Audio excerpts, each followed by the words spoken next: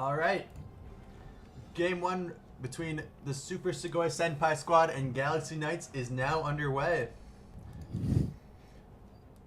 for the semifinals of the U Gold Division.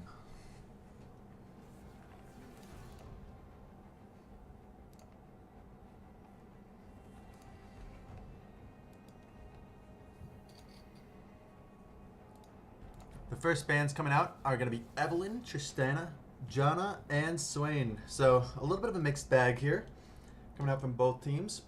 Just trying to take out the strongest champion from each role.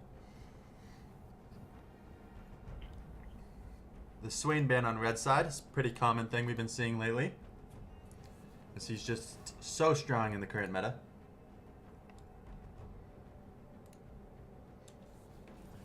My name is Contractor. I'm here with my co-caster Squid Shilling. Say hi to everybody. Hello. Not surprised by the Swain ban. Swain has been a very common ban due to his general strength in lane and his lack of any hard counters.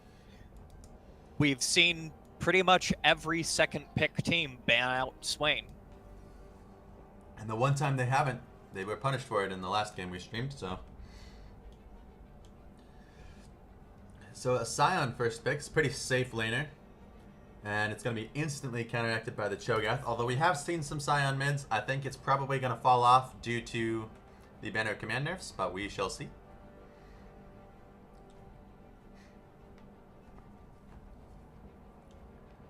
Morgana, very common pick for support now.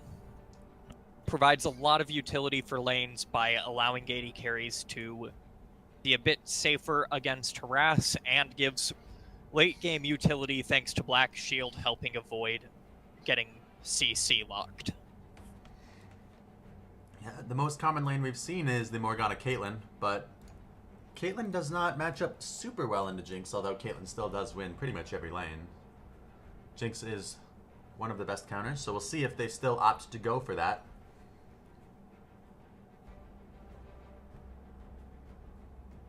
Looks like it will indeed be the Caitlyn lock-in. So nothing terribly surprising so far in the picks and bans stage. The interesting thing is that since both teams picked 3 members of the same positions, they're going to be banning only roles that they also have yet to pick.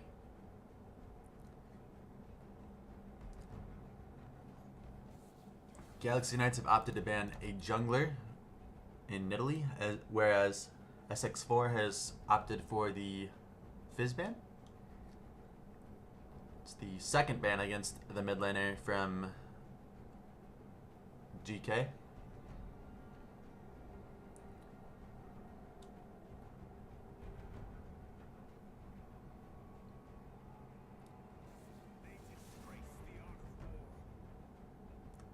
So because blue side already has 2 tanks locked in Scion and Taric, they're banning the aggressive damage junglers in Pantheon and Nidalee rather than banning out the more common tank junglers.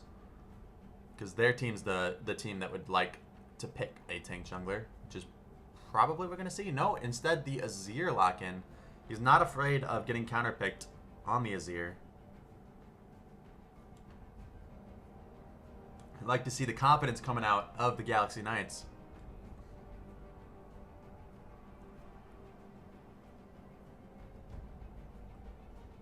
There is an interesting connection on the bans for S4. They have 3 bands that are pretty good at just getting onto a backline and exploding it.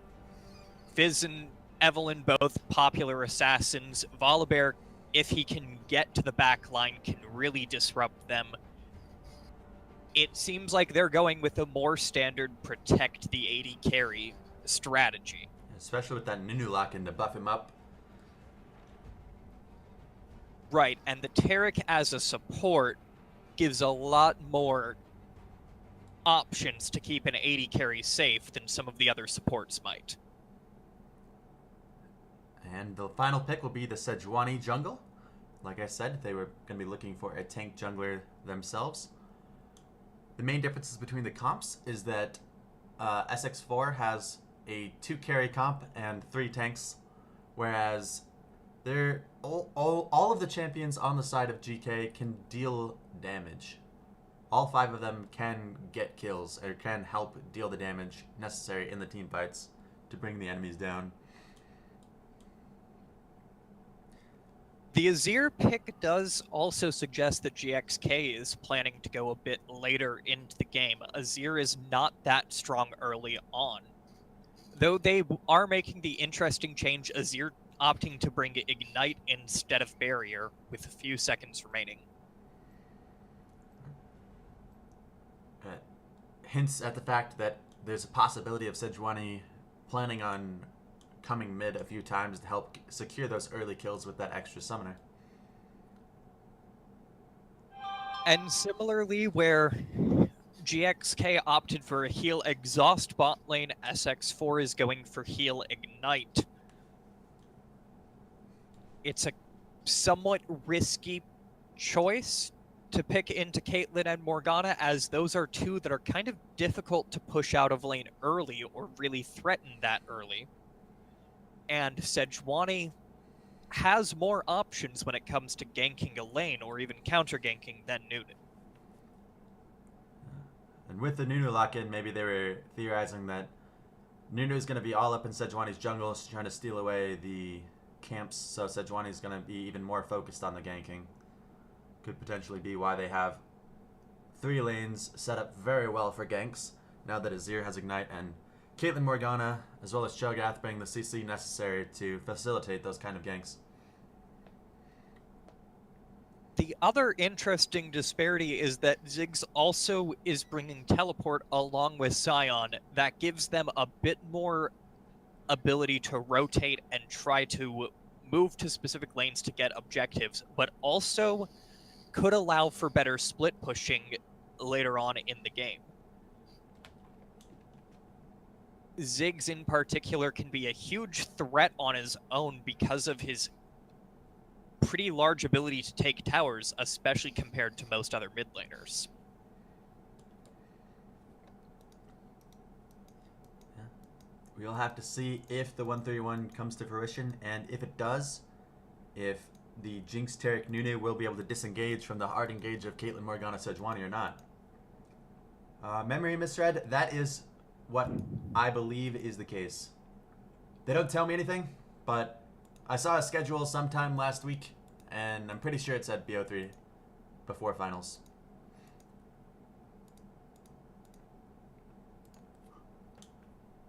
It does look, comparing the team comps, that GXK has a much more team fight oriented comp, and one that brings a bit more versatility in how they approach fights. SX4 is going to be very reliant on Jinx in those fights to get out the damage, since Ziggs doesn't have a lot of sustain options for damage, and Sion can be a difficult one to try to get onto something like a Caitlyn, especially with Azir, Cho'Gath, and Sejuani all providing options to peel. Well, we'll have to see how that all plays out as the spectator delay is finally caught up. We are about to head into the loading screen. Let's see which team will win between SSSS and GK.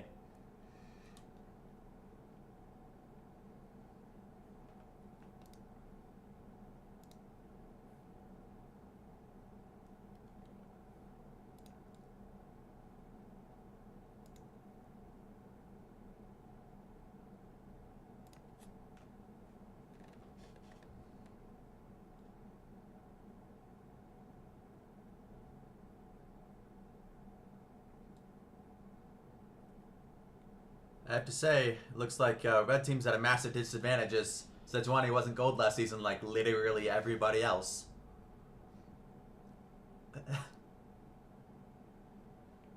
Unless, of course, that's because he's smurfing. Random shade, I don't know why. Okay, moving on. Okay.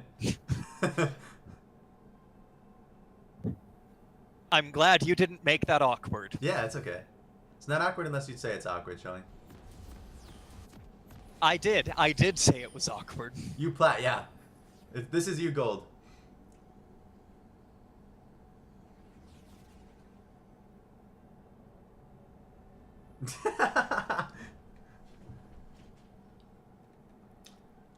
Alright, so interesting start here. We got a 5-man bottom lane from GK. We'll see if they try to invade and catch out an unsuspecting Taric.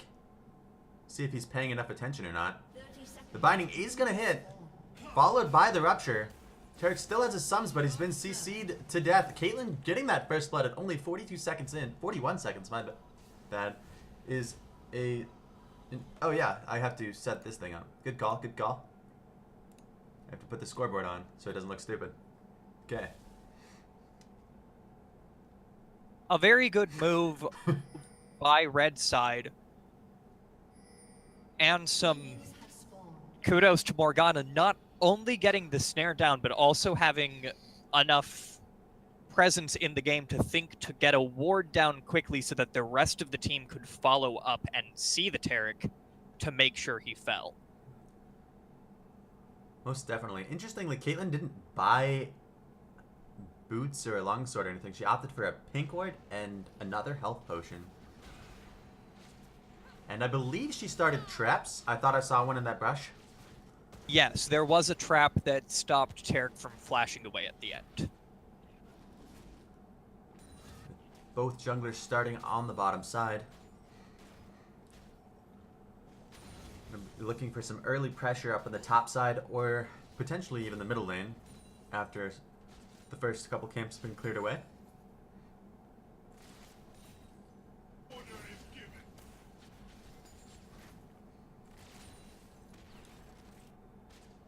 Nothing terribly surprising in the choice of items or runes aside from Caitlyn's decision to save the first blood gold in hopes of an earlier BF sword or other major items.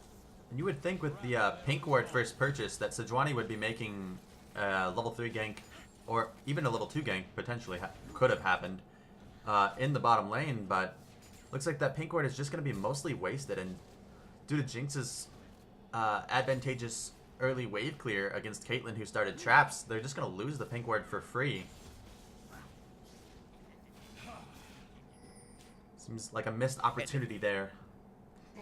Yeah, an interesting decision to save the gold. I don't think it paid off as well as they would have liked. But either way, having the gold's still nice. Yeah, they still do have that gold lead, but it could have definitely been better for their team in early choices.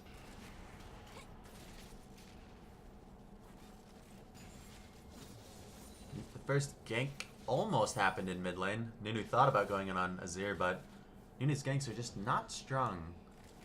So Nunu will steal a pretty significant part of Sejuani's jungle, though.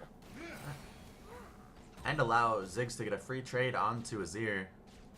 Effectively like a mini gank in the middle lane. So we're seeing a little bit of that Nunu's early game aggression, as it's almost impossible to stop him from stealing away any camp he decides to take.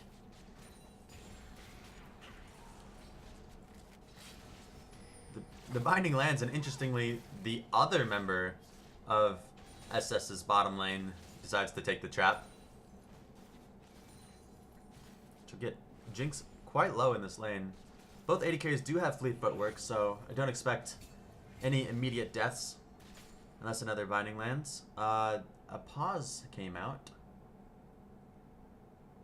No one said why, but they've asked if people were ready a bunch, so that's kind of weird. With the pause, a bit of an update on gold. There is a slight gold lead for both top side and jungle on blue side, but nothing major. Slight gold lead in mid lane, but the real gold lead is red side in bottom, thanks to that first blood, keeping the golds fairly even between the two teams.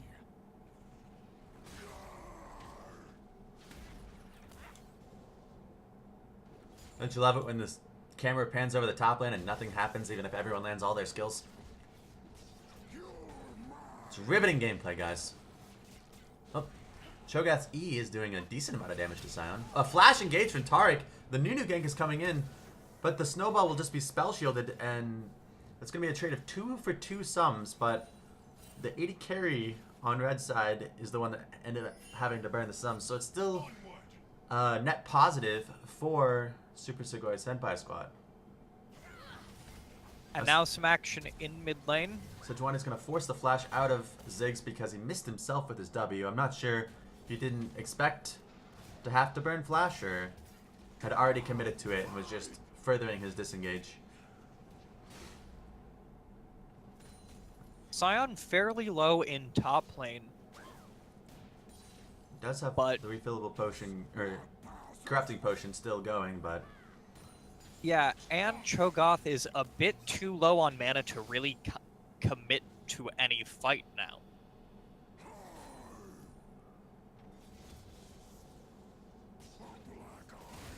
It looks like the extended trading did end up favoring Sion, both in terms of health and in terms of CS. He does have his ultimate. He could think about going in on the Cho'Gath, but he's going to save it. Doesn't want to get flashed over and accidentally tower dive and die or something. I've seen those mistakes a few times.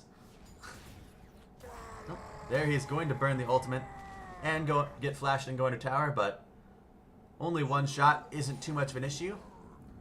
So that's 2 lanes that have flashes down that are pretty easy ganks if Nunu ever gets around to it. Everyone just did their first base on the blue side.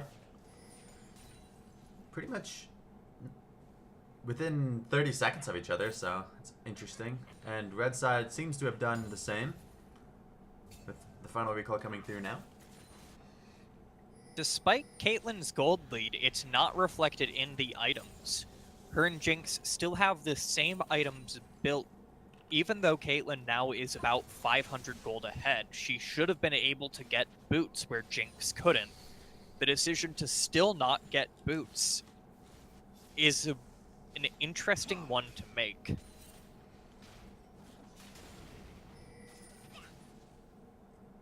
Sejuani is about to run into Nunu at the Scuttle Crab.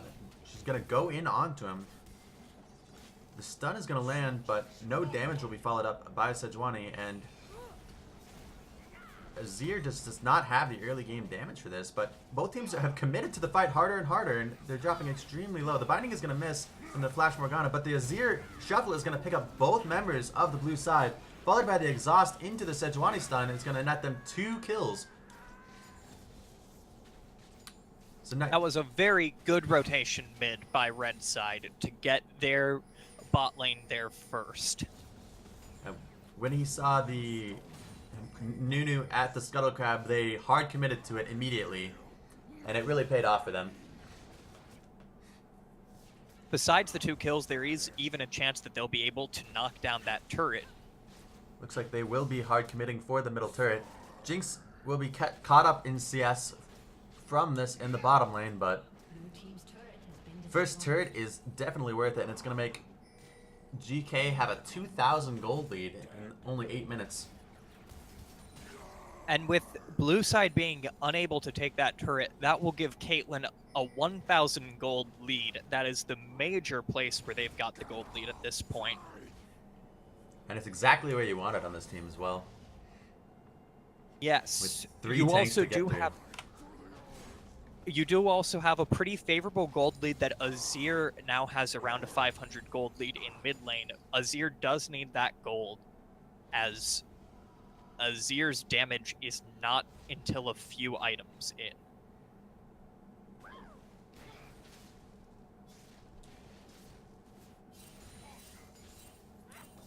A good point. Caitlyn did get the boots after that fight, so she apparently brought inspiration and had magical footwear. That's why she didn't buy anything at the start or on her first recall. Inspiration as a secondary is an interesting call to make.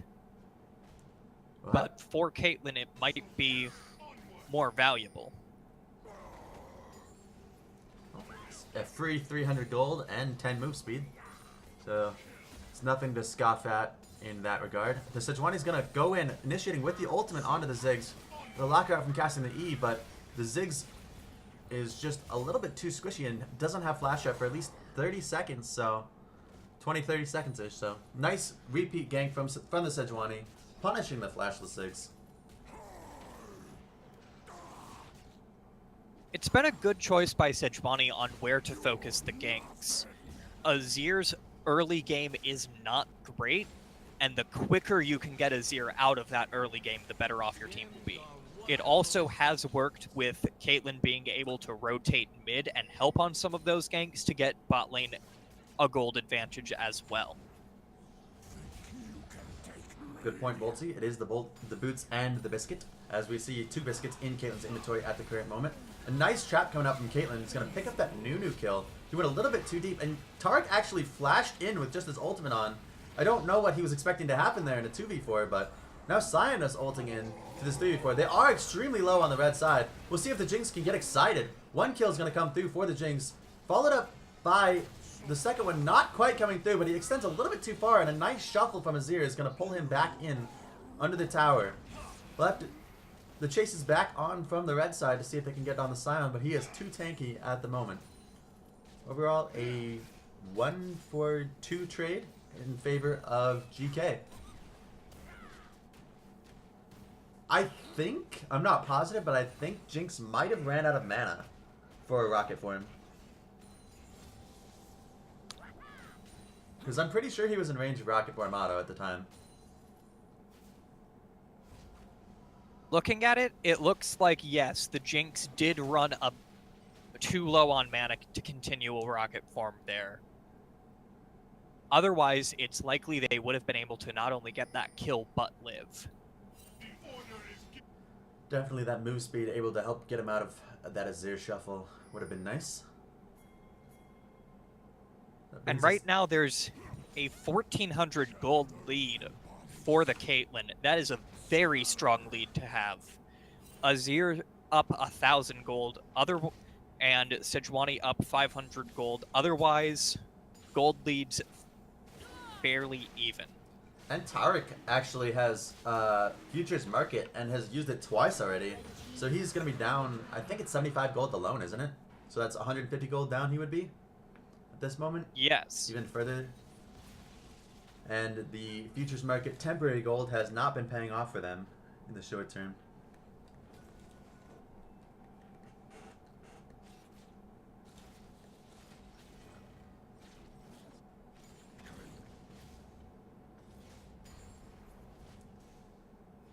However, Sion is getting a decent gold lead on the Cho'Gath in the top lane. Cho'Gath saved his teleport to look for a potential play in the bottom lane. Whereas Sion's is still down. A flash ulti from Morgana to follow up the Sejuani stun. He's going to pick up the 4th kill for Caitlyn. 4-0-2 in only 13 minutes. It's going to be really hard to come back from, as well as the bottom tower likely going down here.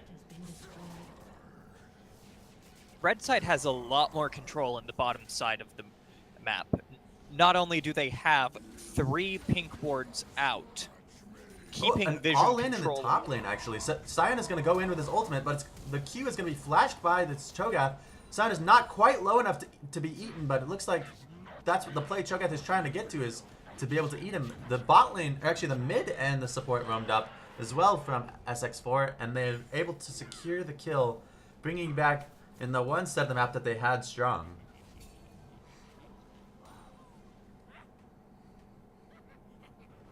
However, they don't really have the pressure necessary to get a Rift Herald without it being contested, especially with both a regular ward from the Caitlyn and a pink ward down for red side.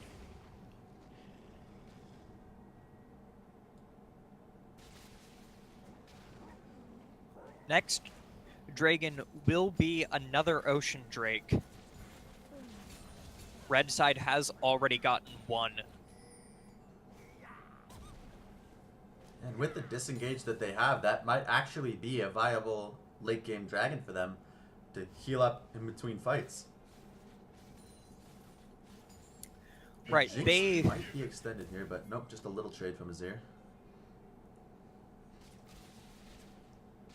It will be important for blue side to contest some of these dragons, especially as it gets later in the game, and a 2 Ocean Drake deficit might be the difference between being able to heal up in between Huge amount of fights and CC not. coming on Tarek. He didn't move for a very long time. He had ult up and was unable to cast it for the entire fight. A nice flank coming out from Sejuani to finish up the kill. And now in a 3v1 shove top lane, Super Sugoi is going to be spread thin. Ziggs making good use of his teleport to try to relieve some of the pressure on that tower, especially since Sion will not have the health necessary to keep defending it. But Blue is still spread a bit thin, being outnumbered in top and in bot. And with the turret safety that Azir has, the mid lane is going to be relatively secure for the red team. A nice gank from Sejuani is going to burn to the flash on Ziggs. Guess he forgot she was still around. He didn't have any wards down for her, but a Jinx rocket is actually going to snipe out Caitlyn, who had heal and flash. Just didn't expect it to kill her, I suppose. Very well coordinated. Yes, very good play by Jinx. It was interesting to see Red Side being more of this split pushing team when they don't have as much ability to, as much mobility. Blue Side has 2 teleports, but just hasn't been able to really exploit them to get pushes going with how much of a lead Red Side has in both bot and mid.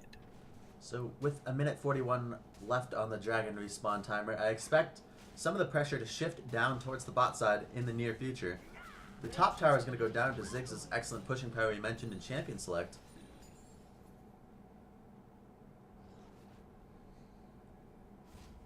There's still 3 pink wards on the Dragon from the side of GK.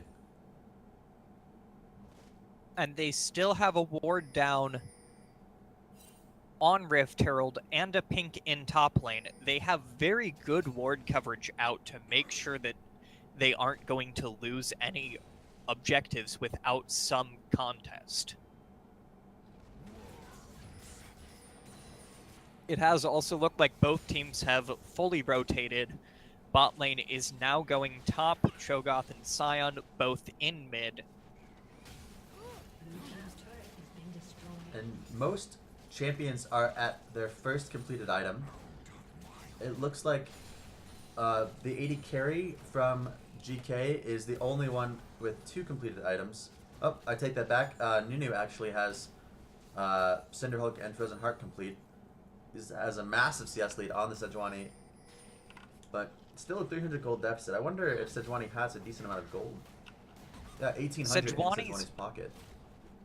Yeah, Sejuani's real benefit here is just the greater amount of kills on red side. She has 2 kills and 6 assists to Nunu's 2 assists. That's really where their gold lead is coming from. Yeah, but regardless of the gold lead or deficits, without recalling, Sejuani is far weaker than Nunu, who's even up a level on her. This could be an interesting fight if Super Sugoi Senpai squad chooses to take it. It looks like they will just cede the dragon over to the red team. Cho'Gath doing a bit of zoning on the backside. A nice binding is going to land onto the Taric, and he's going to be instantly bursted with the help of the Sejuani ultimate. A 5th kill coming in for Caitlyn. It's surprising that they aren't further ahead in build with how much of a gold lead they have. And now they're looking to even get a Rift Herald before that despawns, despite the fact that they have not recalled recently to get their power spikes. At this point, it would be a 4v2, so there's not a whole lot Blue Side can do except for hope for a Jinx or Ziggs ult to steal it away.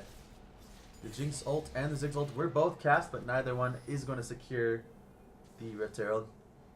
So 2 ultimates down on the side of Super Sugoi.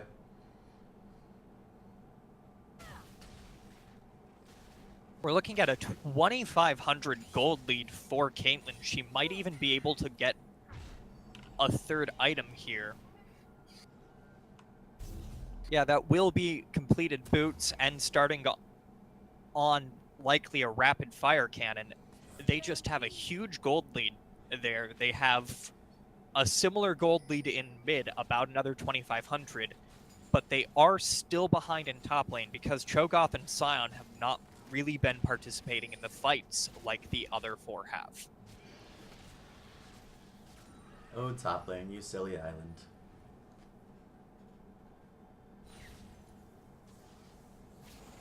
We'll have to see what GK decides to do with that 5,000 gold lead they've amassed. It looks like they're going top for some more pushing power. Sejuani picking up a Banner of Command. That, along with a Rift Herald, could allow them to add some extra pressure in lanes that might be enough to be able to sneak in a Baron.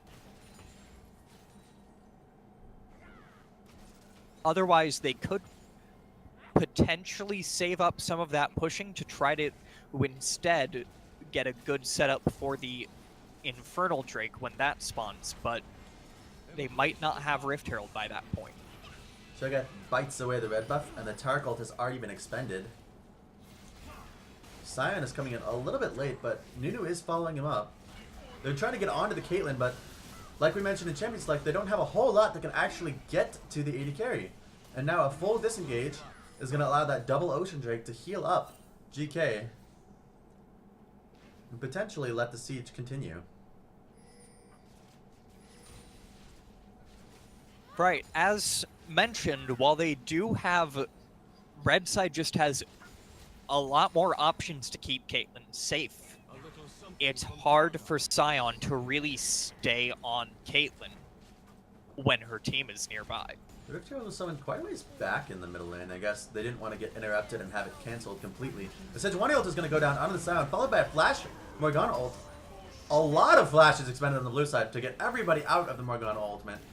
Now, both of the members of the bot lane no longer have it, and Sion is in the fountain, so it looks like a second tower is going to go down in the middle lane, followed by a three-man Azir shuffle. It's going to take down the Ziggs, but a trade kill coming in on the Sejuani from the Taric, and it looks like there will be a full disengage after that. Only a 1-for-1, but a 1-for-1 that probably favors Red Team, as Azir manages to pick up the Jinx by himself at the end there.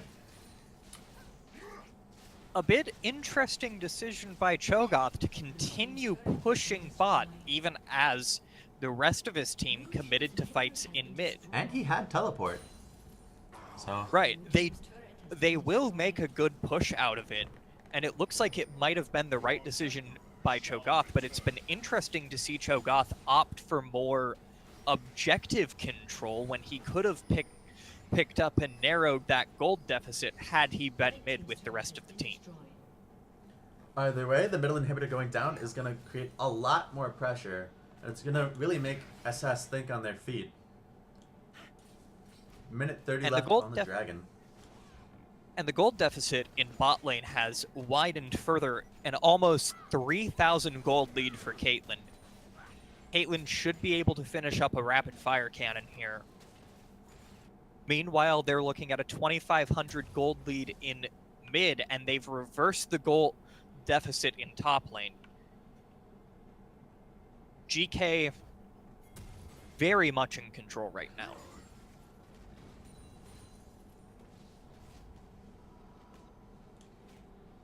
They're 9,000 gold lead. They're probably going to try to pressure on the Baron and the Infernal that's up in 45 seconds. We'll see which one they choose to go for.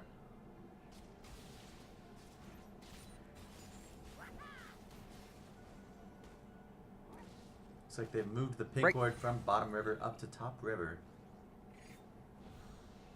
Right now, Caitlyn has a huge lead in items, with a completed Infinity Edge to Jinx's parts, but also a completed Rapid Fire Cannon and Static Shiv where Jinx only has a Runans.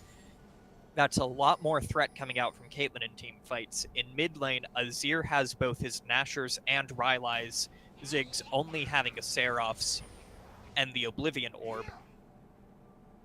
They're simply a much...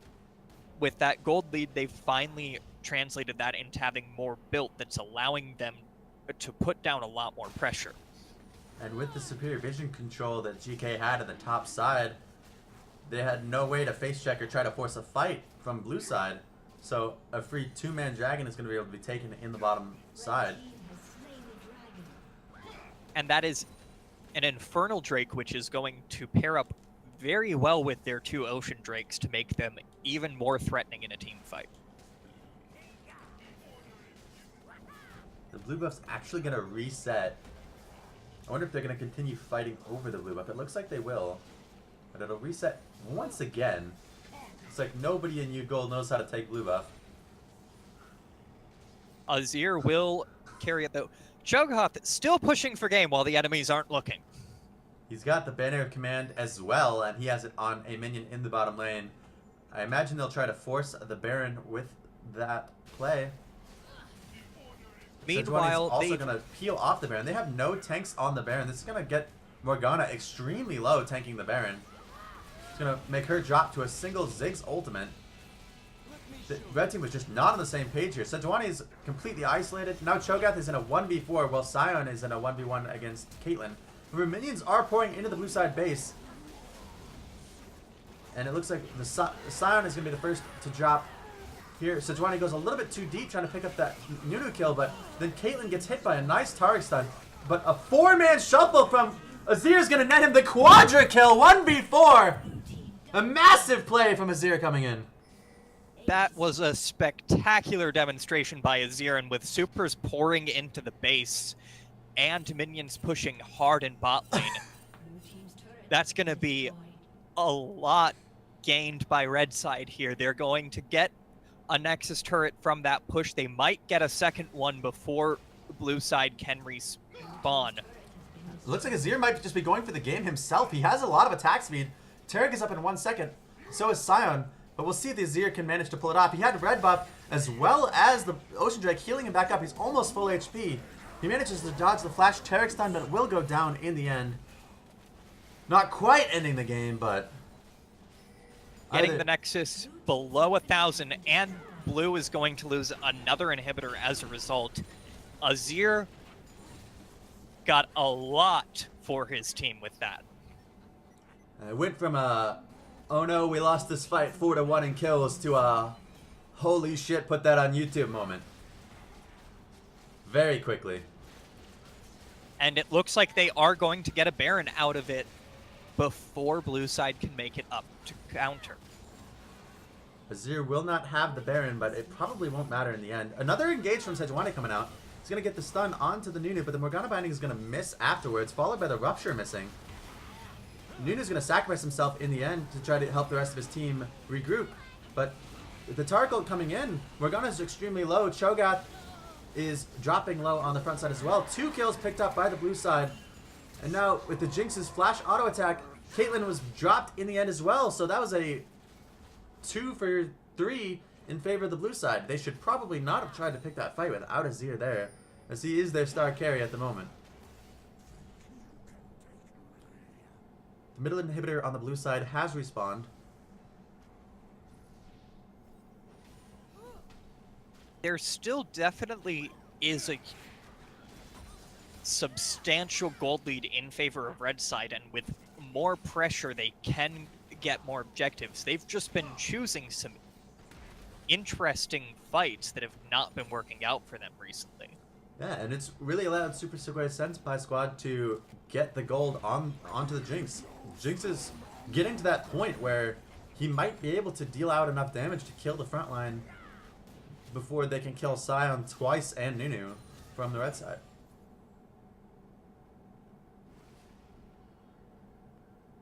And interestingly, top is still fairly even in gold. Sion has a gold lead, has a slight gold deficit, but has more gold coming both from participation in fights and from CS. What we're seeing now is the difference in objective control helping keep red side ahead. Yeah, 10 towers to 1 is gonna net you a pretty big gold lead despite any kind of kill participation or CS lead.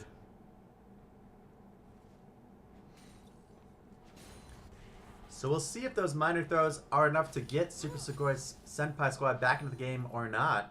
Baron is still on 1 member, I believe, just Sejuani.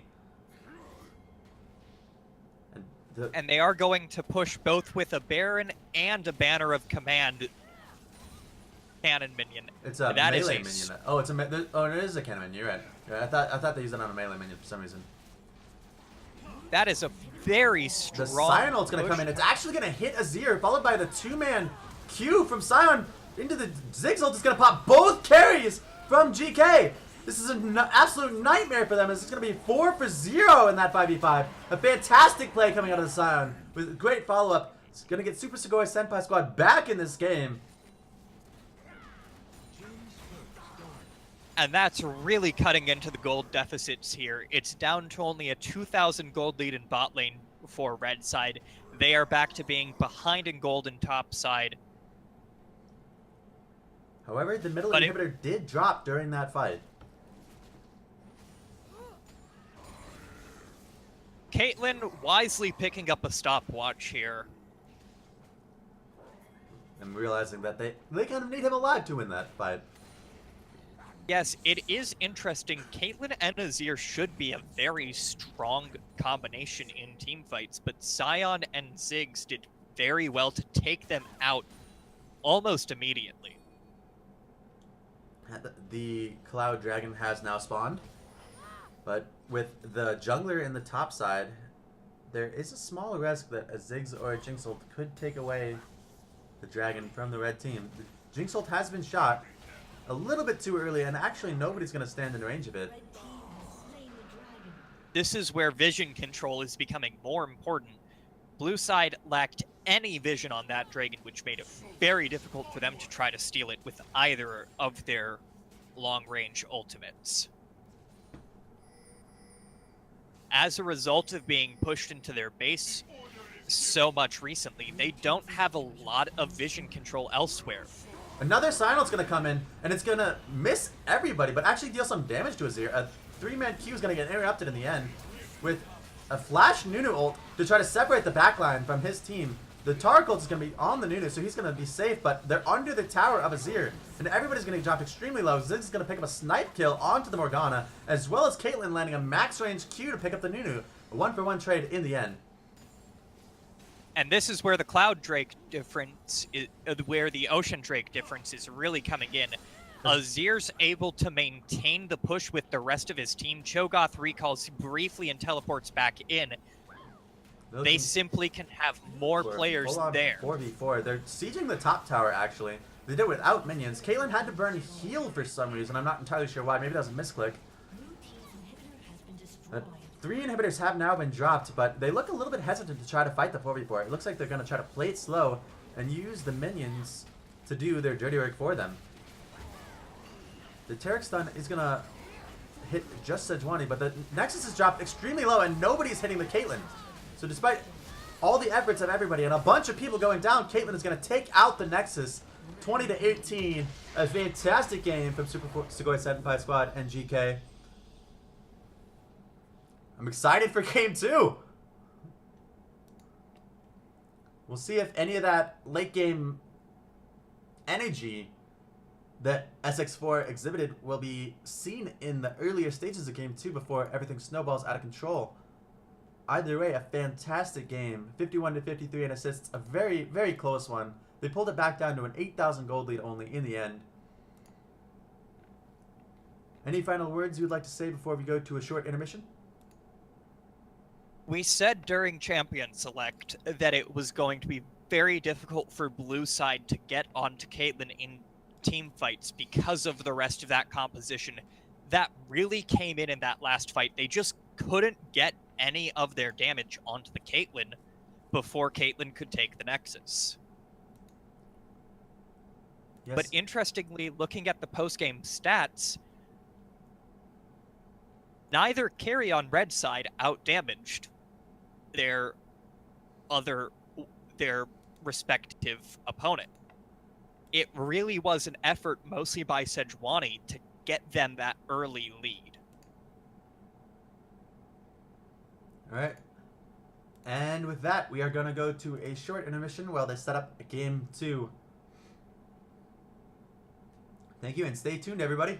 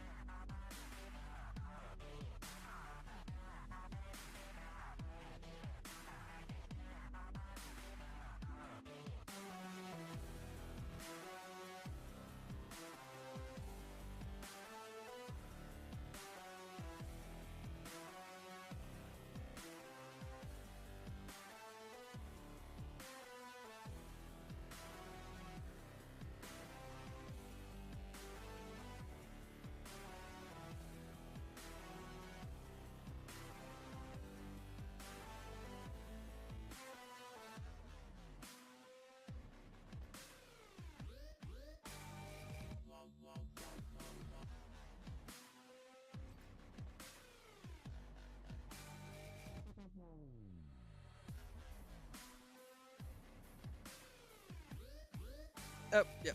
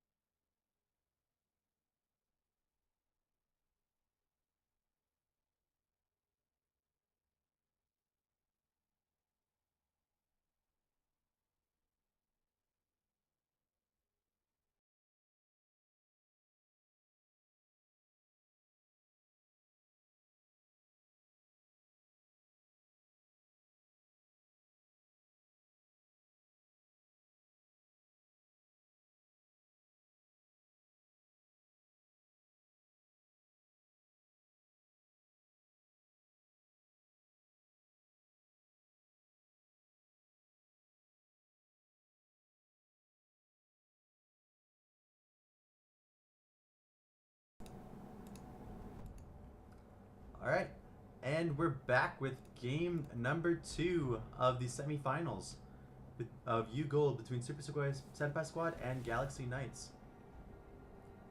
I am not very quick at changing these things, so... Alright, they're now on the correct sides.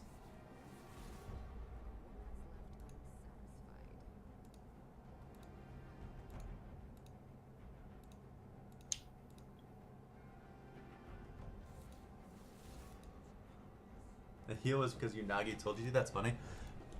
Alright, so similar bands, Tristana, Swain, Evelyn. Interestingly, the blue side band Swain this time. I guess their mid laner just does not play it.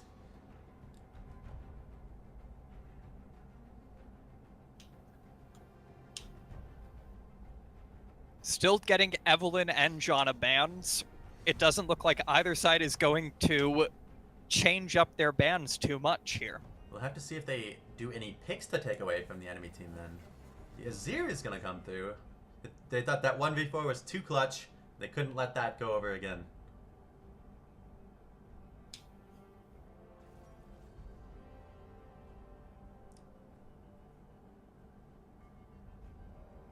So Sejuani first pick again. That worked out really well for them last game. With a ton of great engages. And the Scion again. The Scion was very good for SX4. He held his own in lane and picking up Nunu again.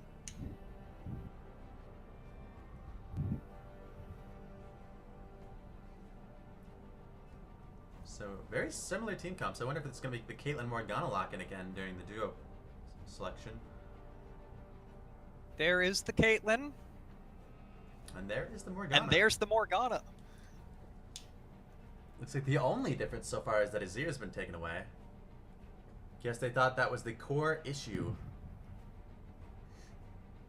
Azir's team fighting really did secure a lot of important fights for Galaxy Knights. And interestingly, the brand pick coming out of SX4 is kind of a flex pick. I've seen it both mid and support, but with the teleport still hovered, unless he just hasn't changed it, I'm imagining Brand is going to go support for now. It's my guess thus far. A targeted mid ban with Orianna going out as well. They are really heavily trying to get Unagi onto something that isn't comfort for him. Jinx going out as well. We're seeing a lot of the same champions picked. It makes sense that they are not going to want the AD carry to be on who they feel the most comfortable. So far, one takeaway from both teams. And there's the Varus. They're trying to push the AD carry to his third or maybe even fourth if he plays Caitlyn best champion. So we'll see what he comes out with. I'm imagining that's what they're going to pick first is the AD carry. And with the Tristana ban, that could be a deep pool of AD carries they've taken away. So he's debating between Twitch and Kog'Maw. It's going to lock in Twitch in the end. It's going to be a lot of damage. They're going to be able to hopefully get onto that Caitlyn in the late game and deny the same thing from happening that happened to them last game, where Caitlyn just got tons of free autos off. So we'll see how that plays out. We still don't quite know if Brand is going to be support or mid, so there's going to be a little bit of thought going on the blue side to that. They decided that Cho'Gath did fine into Sion, and they're fine picking that same matchup again. A bit of an interesting choice. I think Cho'Gath was the one area of weakness for them, since Cho'Gath typically was behind Sion. But Cho'Gath was never terribly far behind, so I guess there is still a degree of safety with that. Yes, indeed. And the final pick on the blue side will be Viger coming in.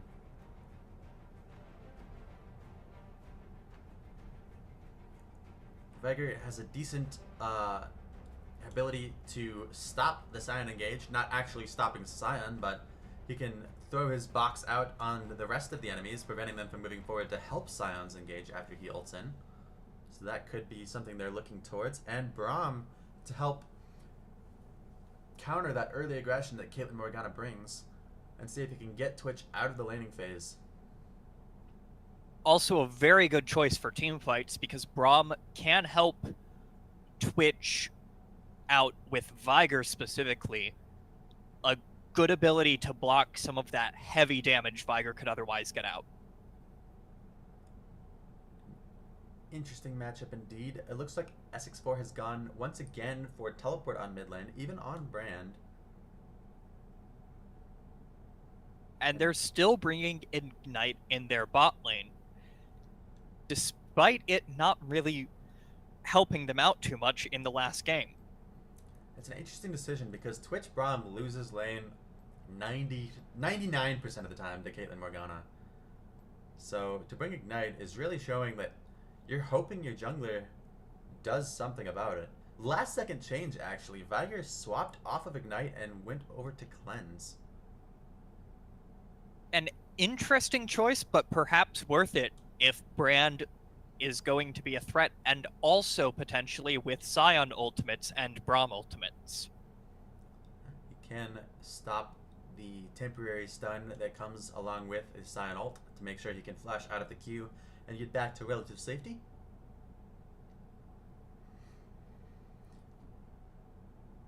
I can see them thinking Ignite over Exhaust on the basis that for a Braum especially, it could be a big ask to get Braum close enough to Caitlyn to exhaust her. And potentially bringing Braum out of position and into danger.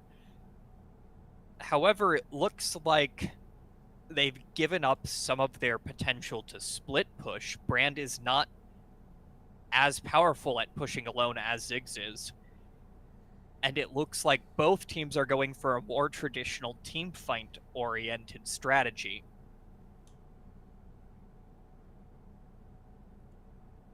Most definitely.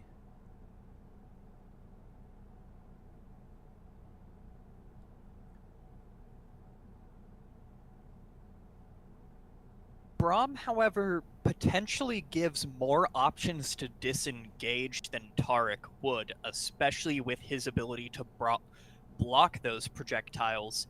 It could help Twitch escape from some fights that Taric cannot get 80 carries out of. And another thing Super Sugoi's Senpai squad actually has over Galaxy Knights is that it's a lot easier to contest or take dragons on the red side, so they probably will have a better time with that, not conceding the first several dragons.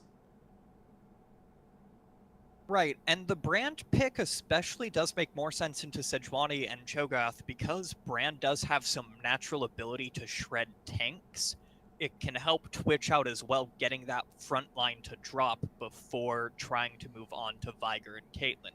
And the only thing that's really thrown me for a loop here is the Nunu pick. With Brand and Twitch as your damage dealers, you're getting all of your damage out within 3 seconds.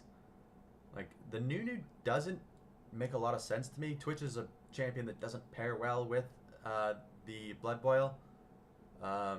He's not like a Caitlyn or a Jinx that is going to be sustained auto-attacking and needing to reposition throughout the fight. Twitch is going to stealth up, go in, and unload on somebody, and probably die before 3 seconds is up, or kill all of the enemies. So something a little bit stronger, like a Jarvan or something that does a little bit of damage or gets into the fight easier than Nunu might have been a little bit more useful in this specific composition. But we'll have to see how the Nunu plays out. In game number 2 between Galaxy Knights and Super Sugoi Senpai squad. Galaxy Knights is currently up 1-0. And we'll have to see if it stays like, their momentum carries over to game 2, or if Super Sugoi Senpai squad is able to take back the second game.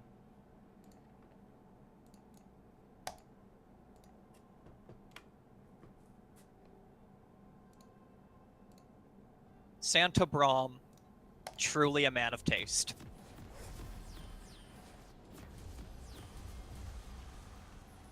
Looks like a ping has come out from the red side. Maybe they're trying their own form of cheese this time, as they were cheesed last game by the Morgana invade. Good suggestion from the chat. Zac would be a very good jungler to pair with them, being able to get them grouped up for Twitch's ultimate. It also would synergize pretty well with Brand's abilities, Pillar of Flame and Pyroclasm both being better if the enemies can be grouped. An invade is going to come out from the blue side, walking over a ward because Super Sugoi has caught on to their trickery. All in all, a few deep wards placed inside the blue side jungle of the red team. And it looks like both junglers will be starting topside this time, possibly to put more pressure on the bottom lane. The first dragon is another ocean, so that might incentivize an early take because ocean is the best first dragon that you can get. For the most part, they are all starting with the same items, with the exception of Twitch, who's chosen to go a Doran shield this game into Caitlyn. I think that's a wise decision, as that lane gets harassed out very easily and has no really way to all in a Caitlyn lane. The first one of the first couple line of traps has already landed from Caitlyn. Another trap is going to land. Braum is taken very low by Caitlyn. That is very dangerous for them, especially this early. And the wave is pushing into Caitlyn, which might allow them to freeze it if they so choose. But doesn't look like they're going to.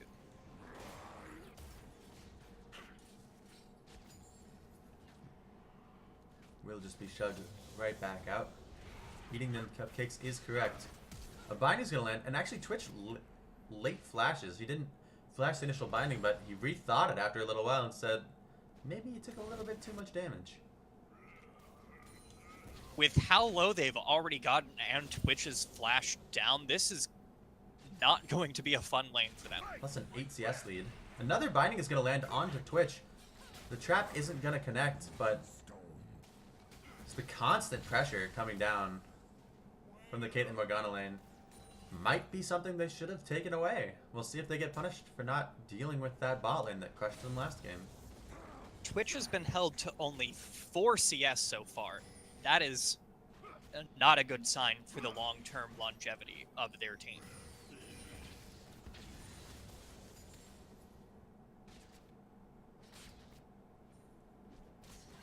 That binding hit due to the not bug, but really odd coding decision by Riot Games to extend the width of all skill shots at maximum range. So because that binding got to maximum range, the hitbox grew by about 10 pixels on both sides. Riot makes many interesting decisions. All of the skill shots in League of Legends work like that. I just have no idea why. It doesn't really make any sense. But it is what the game we live in is. I think they should nerf Aurelia to make up for it. Y'all are so PC. Oh man.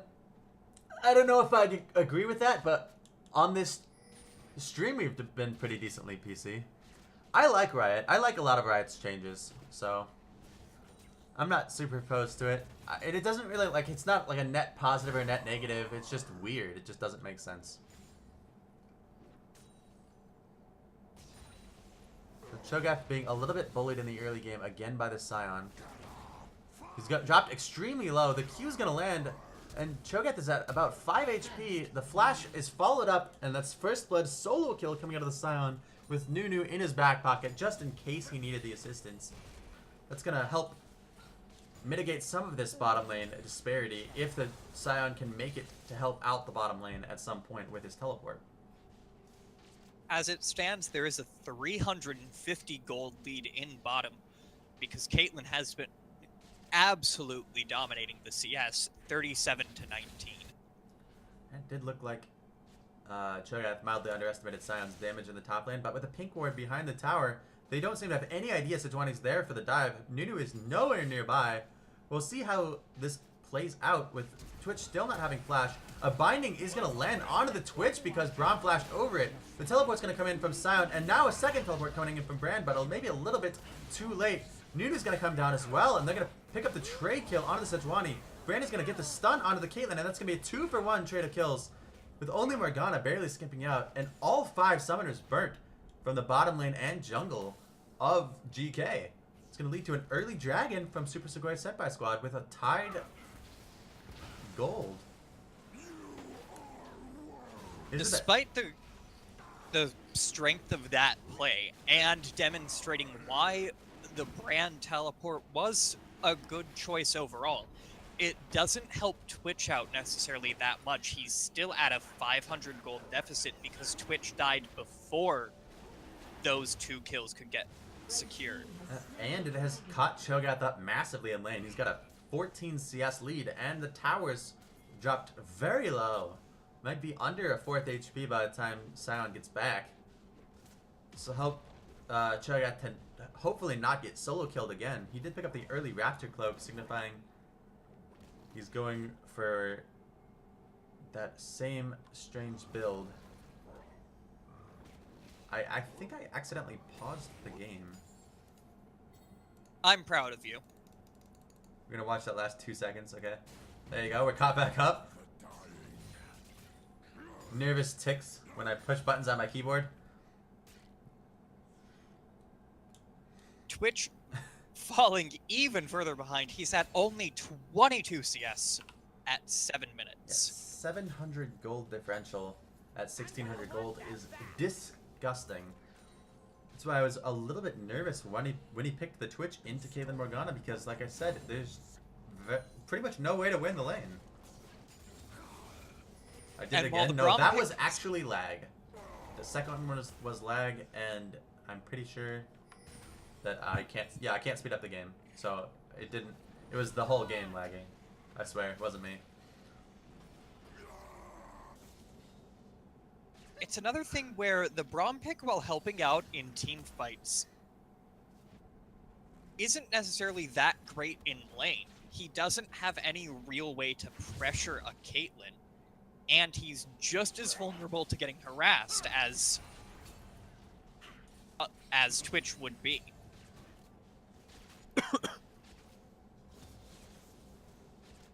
And we saw K-Gun really shine in the late game of last game, but that late game is really far off this game. And it's not helped with just how little CS he's getting. It's almost a 1,000 gold lead for Caitlyn now, just on the strength of how little CS Twitch is being able to get.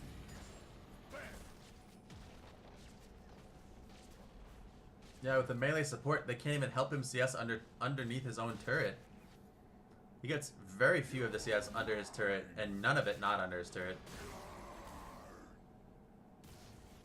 They really need Nunu to help relieve some of this pressure, but he's just farming away in his jungle.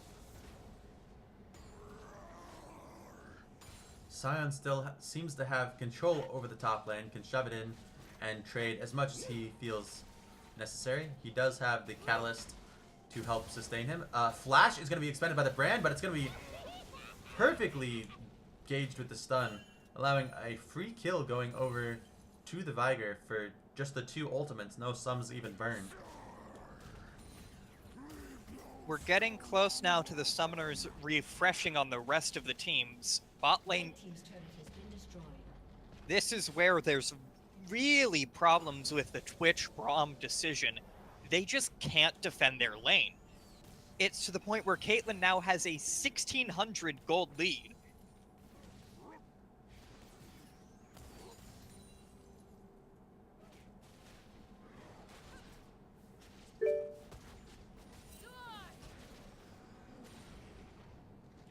And Nunu is going to lose out on his own blue buff because bot lane has effectively no control. When Nunu's getting counter jungled, you're in a world of hurt for the game. Nunu is very worthless from behind. He needs to be ahead in XP early game and stealing away the enemy's camps. We're to a point now where Caitlyn is almost double Twitch's gold. Twitch still stuck at 39 CS. Not even getting 4 per minute is really hurting them.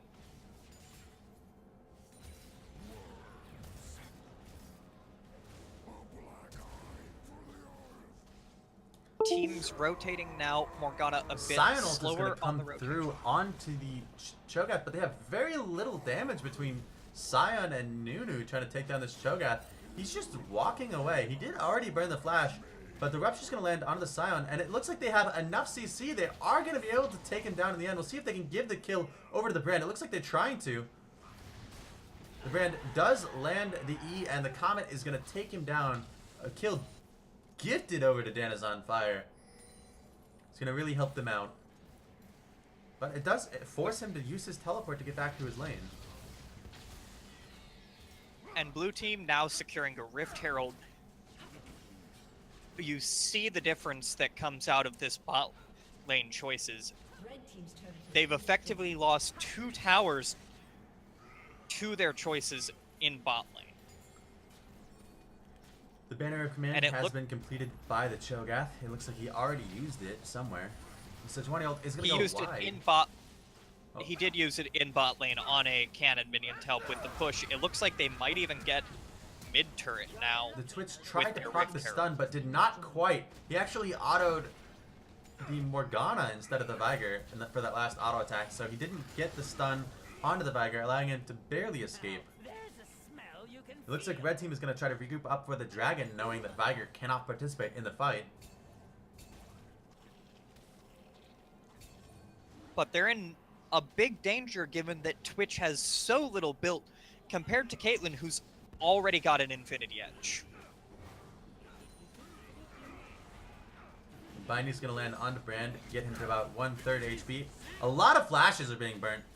A Q was landed from Braum onto Caitlyn. She has no flash left over, and Sion and Braum are right on top of her face. She uses her heal to be able to dodge out from the Braum Q, but the Nunu ult is going to slow her a lot. The Twitch is going to be able to get the stun off from Braum onto the Caitlyn, and Caitlyn is going to end up going down to the last hit from Braum. But Twitch is left to die by his team, just completely isolated from everybody else. Making it a 1-for-1 overall with both 80 carries going down. And satisfying my curiosity, Caitlyn did not have a 90 caliber net up to get out there either.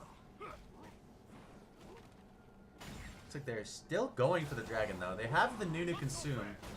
Smite's up in just a few seconds. It looks like they'll be able to secure it safely as Sejuani is in the top jungle of SX4. Unless a Miracle Viger steal comes in. But Braum should be able to block it. The bigger problem for Braum is he's very low. Brand has extended a little bit into Sejuani, baiting her into the Twitch, actually. Twitch is going to expend the heal and the ultimate, trying to get onto the Sejuani, but Sejuani just calmly pops the ultimate and is able to get out. Looks like Twitch does grab the red buff in the end. Gonna help out a bit, but he's still almost 2,000 gold down. And you could see that in that fight. Twitch autoed Sejuani like 8 times along with Brand's full combo, and Sejuani was still able to just walk out. The other problem that Twitch is getting to is because he's been so gold starved, he can't go for the big items like an Infinity Edge. He's had to settle for getting a Zeal and a pickaxe instead, which is going to further delay some of the major purchases Twitch will be looking for. Yeah, and with Caitlyn having magical footwear, she's even 300 gold further ahead. Top lane is still almost exactly tied, 1 minion differential in gold. But that is with Interesting. 3 powers to 0. Yeah, the 3 towers is really important here. Blue side does have a 3,000 gold lead despite being down 2 kills. They are winning in CS in every lane as well, so helping them out a little bit in that aspect. It's like the blue side jungle is going to be taken away from Super Sugoi Senpai squad yet again. Caitlyn is able to defend the pink ward. And they're just... Looks like they're going to lose out on their blue buff. Viger didn't have a skill up, and Sejuani got tired of waiting. Sejuani picked it up in the end. Cho'Gath is going to go back to the bottom lane. A bunch of minions are crashing into the top side for GK, so it's going to force them to send Caitlyn over there to clear it out. They are fortunate that the minions' focus is not that good on red side. Would have been a lot more damage to the tower if they collapsed in a bit better of a way.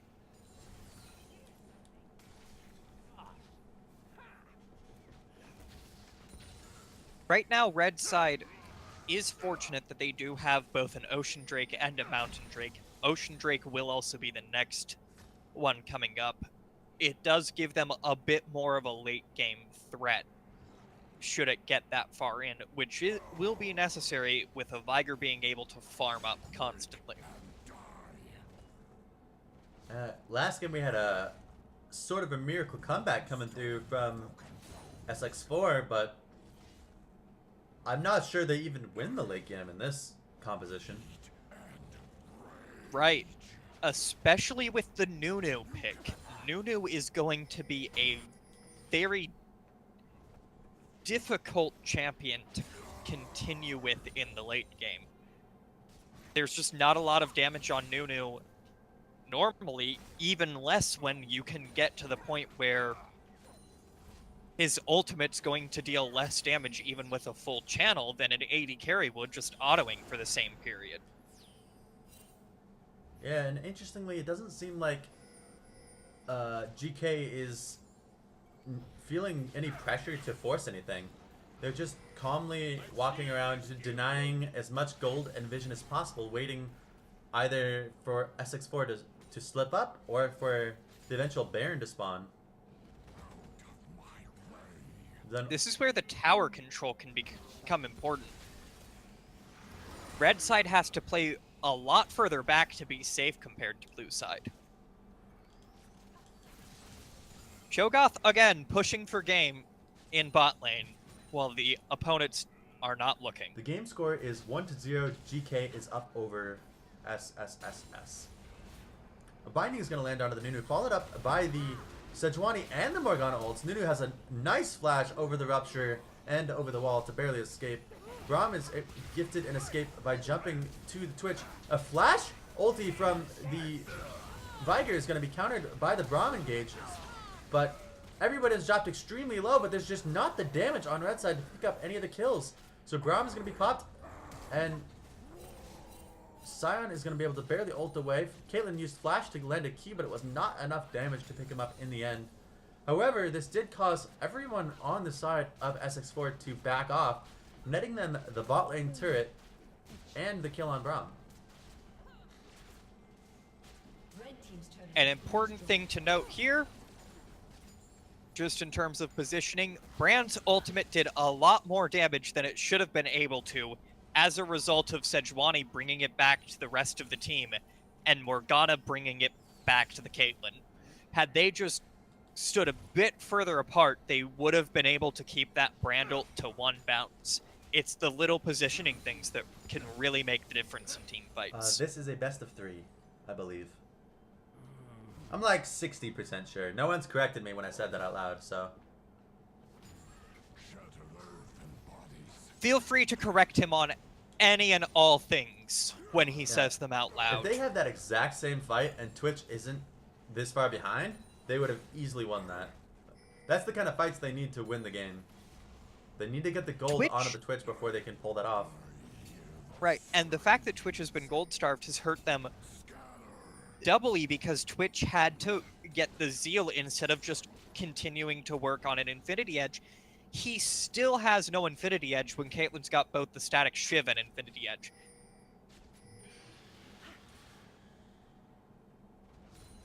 Ocean Drake and Baron both up. Cho'Gath still pushing alone. It's been an interesting onto the Morgana. He's going to be right on top of that Caitlyn as well. The Brand ult's going to be bouncing to Caitlyn, dropping her extremely low, and Twitch is going to pick her up with the one final auto, proccing the Braum stun. There's 2 stacks onto the Morgana. She's extremely low. The Brand is being chased down by the Sejuani, and it looks like he will go down in the end to the red buff. This Viger stun is going to land, but with 2 tanks still alive and only the Viger for damage dealing, looks like blue team was going to be in some trouble, but Sejuani was able to come back. Sion, using his passive, is now getting onto everybody, but Twitch is being dropped inside of the middle of the Viger stun from a Morgana binding. It's going to be a 4-for-1 overall, going over to the side of GK. Very nicely played. Nice job backing up and waiting for Sejuani to come back from the Brand. And again, we're seeing the huge problems that have developed from Twitch being so far behind, still without an Infinity Edge at 21 minutes. He is just not producing any major threat in these team fights, especially when their tanks are so much further ahead. They can just basically ignore the Twitch and wait for Viger's rotations to take him out. I think it's really interesting that Twitch held on to his Doran's shield. If he'd have sold that, he would have been able to afford an Infinity Edge. Not for the previous fight, but for the upcoming one. It's bound to happen since Baron has now spawned. It's interesting to see Cho'Gath's decisions to push more than he's been team fighting. While he did teleport into that last fight, it was after Caitlyn fell, and if Twitch was a bit more fed, it could have been a huge detriment to blue side.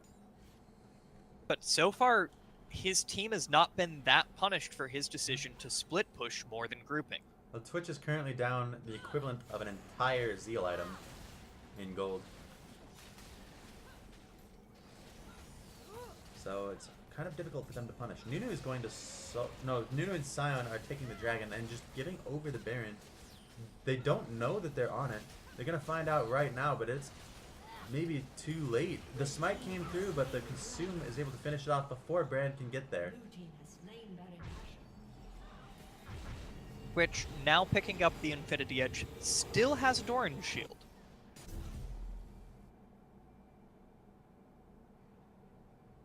If you can get 3 items on this Twitch, maybe, just maybe, they can pull it off, but that's still 10-15 minutes away. They have to be able to hold off this Baron push.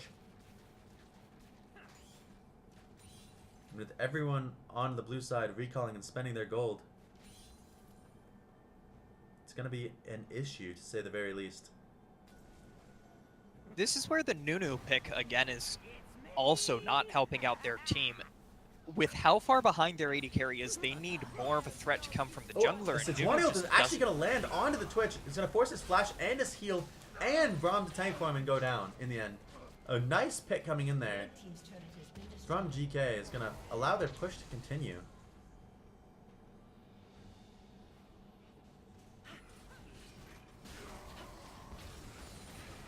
Oh, a nice amount of damage coming out from the Brand and the Twitch. A Flash Noon ult is going to force the Flash and the Cleanse from Sejuani and Viger, leaving Cho'Gath all to his lonesome as everyone else ran away, but the Cho'Gath has a nice flash and is able to get away. A very nice set of skills coming in from Super Sugoi Senpai squad to deter the push and pick up the kill under the Morgana.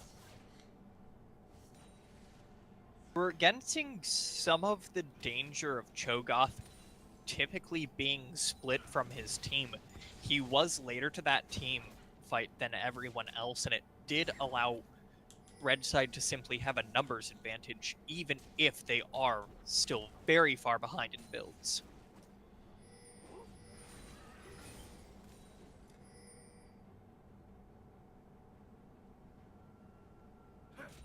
Technically, it was a 4v4 because Braum had already died, but they used a lot of cooldowns to kill the Braum, so it's kind of like he participated in the fight. Right. Morgana, Caitlyn opting to go for the last Whisper before finishing the other Zeal item. Really a bit of an interesting call, given that currently the only armor is Braum's Knight's Vow and on Scion's Glacial Shroud and Warden's There's Mail. also a Frozen Heart on Nunu, so both of the frontliners do have a decent amount of armor. Yep, missed the Frozen Heart. Yeah, it looks like they're going to be very committed to killing whatever's in front of them and not diving the backline. A very separated fight here. Nunu's really on his own, but there's 3 people cut off by Braum, and they can't make it back to the rest of the team for blue side, but it doesn't matter because they're so tanky. The Brand ult's going to come through and deal a ton of damage. The Twitch ult's going to pick up 1, but the Viger is going to pick up the double kill on both the Brand and the Braum. With Caitlyn still being full HP, this push is still going, and now Braum was caught up because he stayed in when everyone else on his team had to recall, so Scion's going to go down as well, leaving only a ultless Twitch and Nunu to defend against Baron, Banner of Command, and 4 members. This could be the game right here. I have to see Twitch is just leaving the spawn. They have to be a little bit hesitant of his damage, but an instant exhaust and hard engage on him is going to bring down the Twitch before he can do any massive damage. He almost took down the Morgana, but the level up to level out is going to keep him safe in the end. The Braum has now respawned as well as the Brand, so it looks like the push is going to be halted for the short term. But a nice Viger stun is going to keep 2 people separated still. The Nunu's dropped very low and Braum dropped very low, but it doesn't matter because they both barely escaped, and Brand was able to pick up the kill on the Morgana, who overextended again, trying to save her team. Meanwhile, the whole time, Cho'Gath has been pushing the top lane, and they're going to take the second tower in the top lane with his Banner of Command minion. We're really seeing just how dangerous a Twitch pick can be on the basis that Twitch getting picked into the Caitlyn Morgana just crippled their early game and made them really vulnerable to what's happened, a early game lead translating into just constant siege. Interesting thing to note is Viger went for the Shirelia's Reverie, which I played with a Viger player. Actually, he was on Synops in the last episode, but he went Predator, Shirelia's Righteous Glory, and Moby Boots, and just ran around the map really fast. But without Predator, without any of those other stuff, I don't know how useful Righteous Glory is going to be for him. We'll see if it ends up that the move speed is more important than the stats would have been. Technically not over 40% CDR, but only because the unique passive haste is on both Ludens and Seraphs. Yes. Otherwise, Viger already maxed out on CDR. Yes, indeed. We are showing this game instead of that game because TSM Batman told me to stream this game, and I have no idea what's going on in the league. The Twitch ult is going to be procced, but almost no damage going to be dealt to either carry, mostly just to Morgana. The Brand abilities are going to come out, but the Viger ends up sniping the Twitch down, and that's 1 kill over for none. The Brand is going to flash into the walls, but it doesn't matter because his ultimate is going to take down Viger and force the Zonias out of the Morgana. We'll have to see if the Sejuani alone in the enemy base against 4 is going to be safe or not. The stun's going to come through, followed by the Braum stun, but there's just no damage because Brand is the only damage dealer left alive, and his cooldowns are currently all up, down. So he's going to land the combo onto the Sejuani in the end. Another Braum stun going to come through, still being slowed. Another Brand stun, and eventually Sejuani is going to drop. Meanwhile, the whole time Cho'Gath was split pushing on the bottom side. One Nexus turret has already gone down, as well as the bottom inhibitor, and now they're going to get on to the Braum. Twitch is going to flash forward and take out the Caitlyn, as well as the Morgana, but Cho'Gath is going to take him out. Cho'Gath still has the Feast, but nobody's low enough for him to use it just yet. Cho'Gath is completely alone, already expended Flash, and it looks like he is going to go down as well. We'll have to see if Red Team can get back to save the top inhibitor turret and their Nexus, as the other Nexus turret has already been dropped. An interesting decision by Blue to let Cho'Gath basically skip that fight in favor of getting that push bot. I'd say it does work out for them since they did get that inhibitor and the Nexus turret off of it and almost secure the inhibitor turret in top lane. But you do have to wonder how different this would be going if Cho'Gath was consistently in the team fights for Blue side. That is definitely been the case the entire game. It's interesting that with his playstyle of split pushing all of that stuff, that he's playing Cho'Gath. Do you think he'd be playing an actual split pusher if that was going to be his plan during the games? Anyways, right, like especially uncontested Baron is going to go over to the side of GK. You do have to wonder, with Banner of Command being the item he's rushing on Cho'Gath, why he would not go for some of the more traditional split push top laners. Red team's inhibitors respawning soon. This might be the last push. They've got both an Very well empowered could be. camp. Brand has already been caught out. He did get his ult off in the fight, but Brand has been caught out, and Twitch is just hitting the tanks at the moment. Sejuani was dropped low, but with Nunu and Sion both going down right now, all they the Sejuani kill is not going to be enough to carry them through this game. Viger and Morgana both lived on low HP, and that's going to be a 5-4-1. The Nexus going down. Good game and good series from GK. Taking the 2-0 victory over the Super Sugoi Senpai squad. And securing their spot in the finals.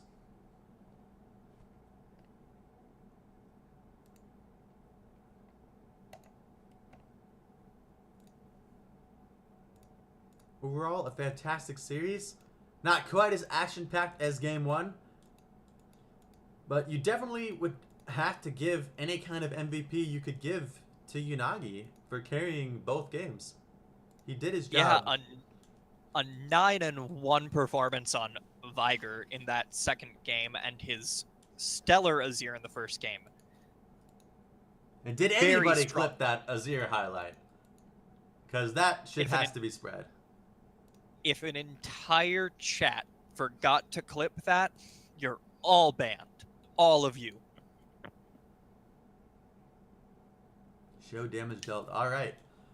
I did a little bit, but basically the mid laners did roughly the same. Caitlyn did 8,000 more than Twitch. And Sejuani did a lot more than Nunu.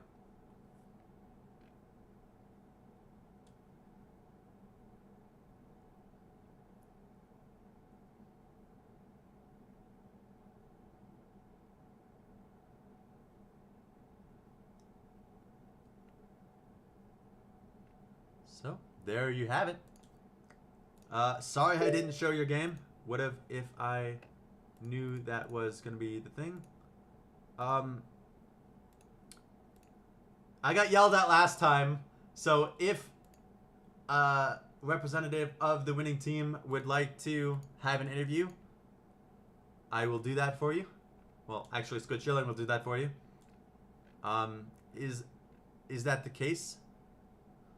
If not, we'll quit, but I got yelled at, so I want to make sure everyone's happy.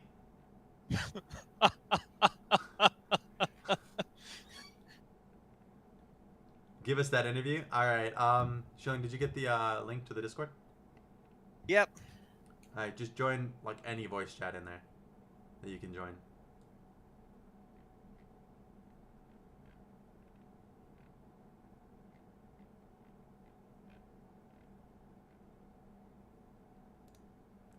All right. Let the underdog speak. Waiting to talk. Just join this channel. Watching dash casting, because I think I can move people. At least I used to be able to move people, but I don't know who wants to do it. So whoever would like to do that, come join this.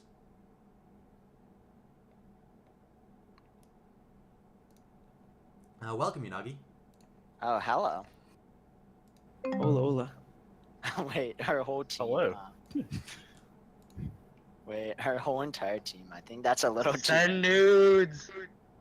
I will not be sending nudes. Hey, we watch your nudes, Unagi. Oh, hello. I'm actually Asian, so I'd be embarrassed.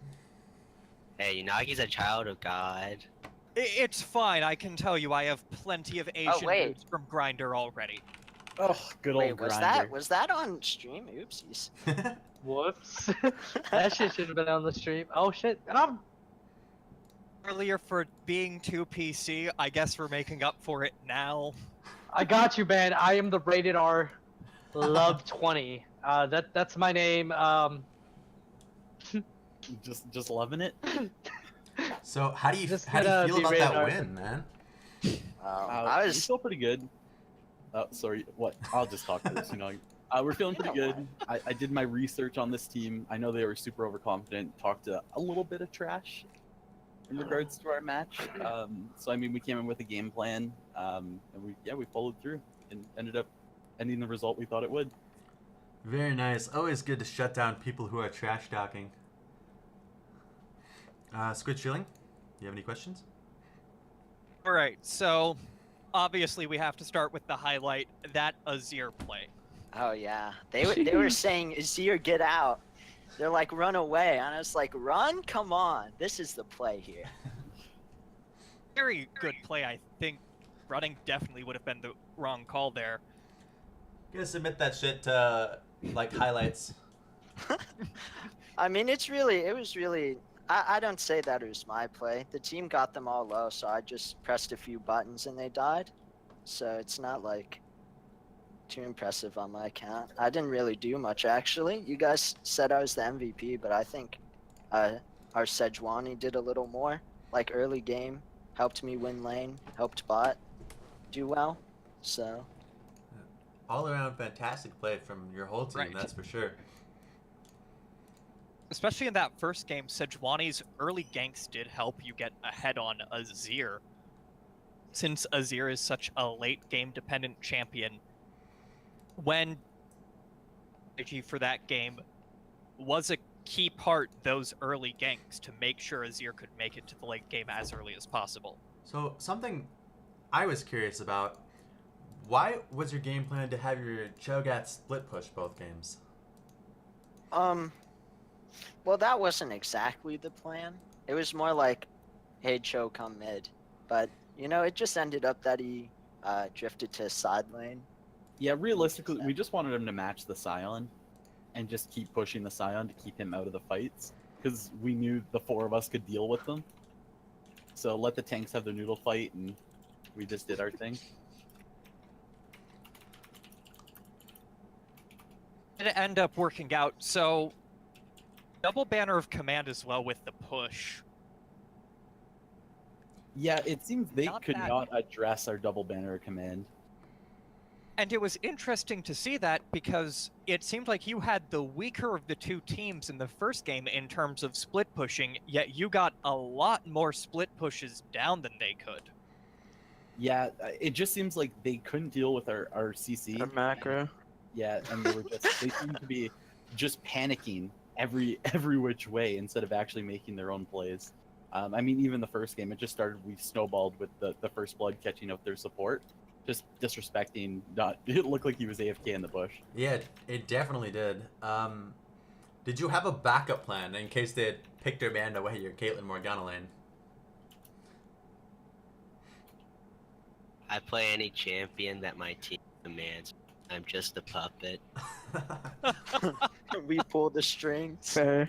Yeah, I kind of tell them what they're gonna play, and they play it. Yeah, but you don't tell us what items to buy, so we still have some freedom, like that Sorelia's on the on the. Well, that's all. You Vanguard just chase second them game. down, hit art. I love to It's see the no Australias fun. on the Viger. It's one of my favorite builds. It's move speed Viger. I was like, I could run away from the Brandot, and then he just killed me under that T3, and I was like, oh, oops, maybe this was a bad buy. Well, thanks for casting for us. I have to step out. I have another match to go to. All right. Well, good luck in your next match. If it's anything like this one, I'm sure you'll do fantastic. Thank you. Good job, team. I'll chat with you guys later. See ya. Any final questions or comments you guys want to say to the stream? GG easy. I mean, I wouldn't go that far. No, My it last wasn't thing- easy. It was a good fight. I was sweating. My last thing is a shout to K-Gun. R.I.P. your chair. Get a new one. My last shout out is to Batman and Toe Knuckles, who said GXK. Yeah, they're a bad team. You know, we don't have to talk about them. Miracle Run, I highly doubt it. All right. Well, way to serve those haters. Thank you, everybody, and have a nice evening.